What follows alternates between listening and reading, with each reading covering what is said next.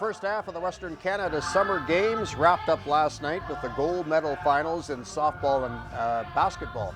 BC won the gold medal in women's softball. The men's went to Saskatchewan. And then last night, the basketball finals. It was a thrilling gold medal final between BC and Manitoba in the women's, with British Columbia winning 61-60 over Manitoba. BC then went looking for the basketball sweep in the men's final. Once again, the opponent was Manitoba. The hosts raced out to a quick lead, outscoring Manitoba 21-10 in the first quarter. More of the same in the second, with Team BC taking a 23-point lead to the dressing room at halftime. Number 4, Arnold McAllipe, is the smallest player on Team BC, but he plays with a huge heart. McAllipe was held to 3 points, but he led his team in assists with 9. Westside's Joe Davis, number 13, was the only Kamloops player on Team BC. Davis was 2 for 5 from the field for 4 points. Well, this is the biggest game of my life. I hope there's more to come. This is just so fun. I hope there's more moments like this. Manitoba had only one player who hit in double figures. That was number 7, Kyle Silva, with 10 points. His Team Toba was never really in it after the first quarter.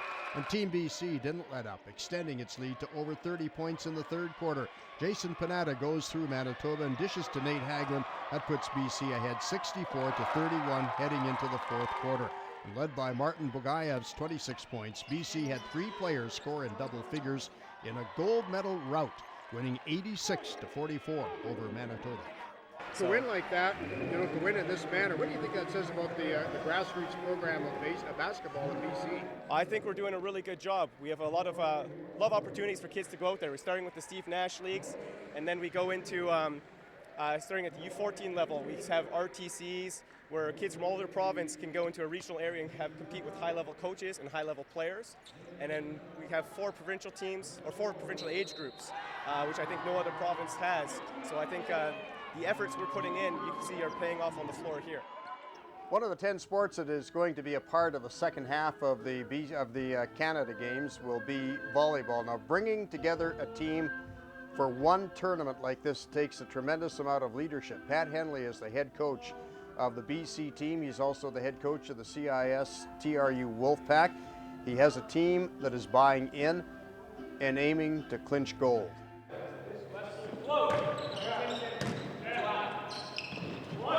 Team BC Volleyball has one common goal. Yeah, we want to win. We're gearing up to win, for sure. We want to win. Number one. These guys are used to playing against each other. Now the Western Canada Games has brought them together. You're a foe during the club and school season, then once you come to TBC, you're a friend and a teammate. Well, these are the best players under 18, under 17 in the province. So, all the 18-year-old guys are going to play in CCAA or CIS schools. I've got 2 guys coming here to play at TRU that I'm pretty excited about. So, these are premier athletes, and if anyone that follows CIS or the Wolfpack, you're going to see these faces down the road as well. It's awesome because we've all been playing with each other for a couple of years, and super fun. You get big rivalries during school and club, and then we come here and it's all just like a big family. Jump up and hit it. Getting everyone to buy into a system is one of the main challenges for head coach Pat Henley. All these guys were stars on their club teams and their high school teams, captains of their teams, and getting on the same page is basically the coaching staff's job. So the players on the team understand making changes to their game can make all the difference. He's really disciplined, but in the long run, that's what helps you be a better player. He's incredibly good at getting us fired up because he really pushes us to deliberate practice, he calls it. So practicing outside your comfort zone, it really gets everyone going. Pat Henley believes his group of guys can win gold at the Western Canada Games. Winning it in the tournament capital would make it that much better for the TRU coach. And to do it in Kamloops is kind of a dream come true. So really proud, really excited, and I think this is one of the greatest sports cities in Canada. So to showcase this to Western Canada, it's an honor to be part of that. Well, along with the new group of athletes, 10 new sports will also be featured in the second half of the Western Canada Summer Games. Here's a look. Badminton is going to be played at the TRU gym. For the cycling events, the cross country will start at the bike ranch at Valley View Arena, with the road race and time trials both on Dallas Drive. Hillside Stadium will host the field hockey. Golf is at the Dunes, gymnastics at the TCC.